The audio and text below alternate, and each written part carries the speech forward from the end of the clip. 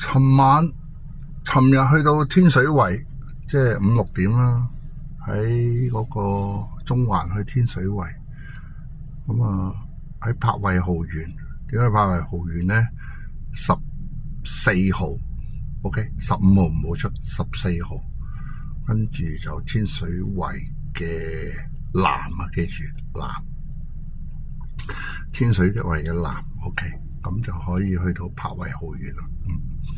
嗰度有巴士站啊、的士站銀座嘅，係柏慧豪園。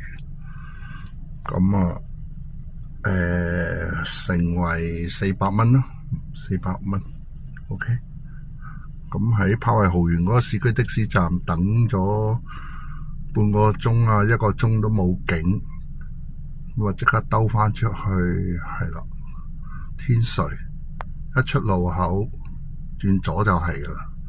就見到天水嚇，跟住冇幾耐再轉右咧，就係個巴士總站啊，跟住裏邊有的士站啊，係啊，咁喺度等，喺度食啲嘢，跟住個伯伯要我幫佢做嘢，唉，周圍兜，同佢寄封信，又要買郵票嚇，咁個伯都嚇，最後仲要送埋返屋企。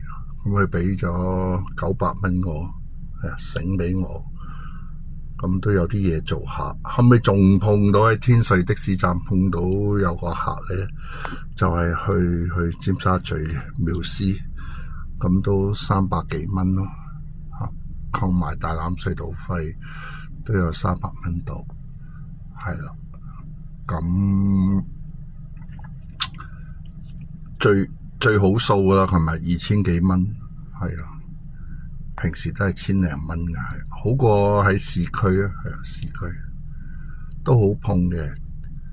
前日都喺摩士公園去咗小西灣，都好碰220嚇。咁呢排有個熟客又成日 call 我車嚇，禮頓山過海。咁都算大期咯，係啊，250蚊左右啦，係啊，係咯。咁我睇下佢再關照我多啲生意製造下啦，維修啊、裝修啊，係咯。咁啊，如果各位有維修啊、裝修，可以揾我啊，多謝晒。顧問啊、承建商啊都冇問題。多謝。